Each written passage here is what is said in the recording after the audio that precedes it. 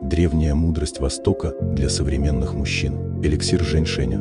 Это не просто отвар, это настоящий природный стимулятор. Он усиливает потенцию и укрепляет эрекцию, повышает уровень тестостерона и помогает справиться со стрессом. Секрет эффективности кроется в уникальном составе корня женьшеня, который веками использовался целителями Востока для поддержания мужской силы.